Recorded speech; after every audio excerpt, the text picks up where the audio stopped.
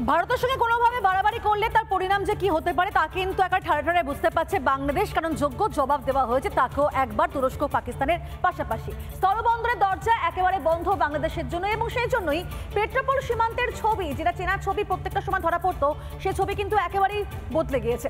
দেখো,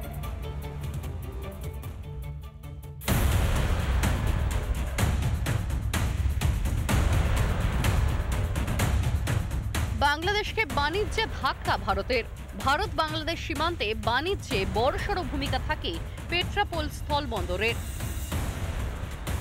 প্রতিদিন গড়ে 250 থেকে 300টি ট্রাক বাংলাদেশ থেকে ভারতে ঢোকে পেট্রাপোল সীমান্ত দিয়ে।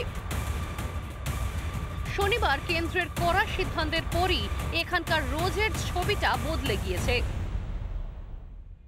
আমরা সকাল 7টা থেকে রয়েছি এবং 7:30 পৌনে 8টা নাগাদ কয়েকটা গাড়ি এসেছিল, তারপরে আর সেভাবে গাড়ি লক্ষ্য করা যাচ্ছে না। আমি পেট্রাপোল বর্ডারের এই স্থলভাগের ছবিটা তোমায় দেখাচ্ছি। স্থলবন্দরে এখান থেকে আমদানি রপ্তানির সমস্ত প্রক্রিয়া হয়। ব্যবসায়ী রয়েছেন, একটু তাদের সাথে কথা বলবো। বলছি, আজকে কি এখানে গাড়ির সংখ্যা কম? গাড়ির সংখ্যা কম আজকে। অন্যান্য দিন কেমন থাকে? অন্য দিন মোটামুটি থাকে। আজকে তো একদমই নেই। একদমই নেই। তবে এই ধরনের সাবান, এই সাবানগুলো কিন্তু বাংলাদেশ থেকে ভারতের এই বর্ডার এলাকায় মূলত বিক্রি হয়, এবং এগুলো আর ভারতের মাটিতে আসবে না, কারণ এইগুলো বাংলাদেশ পাঠাতে পারবে না।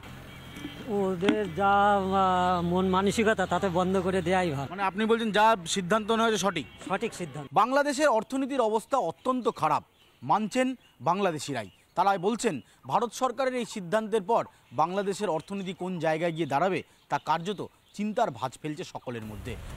পেট্রাপোলের পাশাপাশি রাজ্যের অন্যান্য স্থল বন্দর দিয়েও বাংলাদেশ থেকে আমদানিতে নিষেধাজ্ঞা জারি হয়েছে। দাদা, ভারত বাংলাদেশের সাথে তো ব্যবসা বন্ধ হলো, কি বলবেন? আমাদের ক্ষতিপূরণ দায়ীকের জন্য এটা সরকার, আপনাদের সরকার দায়ী। তাহলে এখন আপনাদের সরকারের মতো অবস্থায় দায়ী, আপনারা কি করবেন? এখন তো সরকারের বিরুদ্ধে কিছু বলবেন না? দেখি আর কি করা যায়।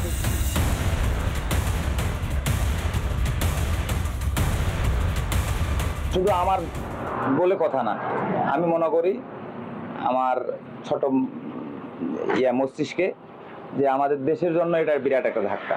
বাংলাদেশ সীমান্ত ফুলবাড়িতে কিছু বাংলাদেশি চালক, লরি চালকদের সাথে আমরা কথা বলেছিলাম। তাদের যেটা বক্তব্য, আগে ভালো ছিলাম, ডক্টর ইউনিস আসার পর থেকেই বাংলাদেশের সাধারণ মানুষ কিংবা গরিব মানুষ তারা ভালো নেই। আমাদের বাংলাদেশ থেকে যে ইম্পোর্ট করা হতো রেডিমেড গার্মেন্টস, মহাদীপুর সহ অল বাংলাদেশের সঙ্গে যে উত্তরবঙ্গের সব বর্ডার দিয়েই রেডিমেড গার্মেন্টসটা বন্ধ করে দেওয়া হয়েছে। প্রতিটা মূলত বাংলাদেশেরই হবে। নতুন করে আর কোনো পোশাক আমদানি করবে না সম্ভবত ইন্ডিয়ান সরকার, এটা মোটামুটি আমরা লোকালি জানতে পেরেছি। রিপাবলিক বাংলা। নানা ধরনের কন্টেন্ট দেখার জন্য লাইক করুন, শেয়ার করুন আমাদের ফেসবুক পেজ, সাবস্ক্রাইব করুন আমাদের ইউটিউব চ্যানেল। পাশাপাশি অন্যান্য ব্রেকিং নিউজের জন্য অবশ্যই চোখ রাখুন রিপাবলিক বাংলায়।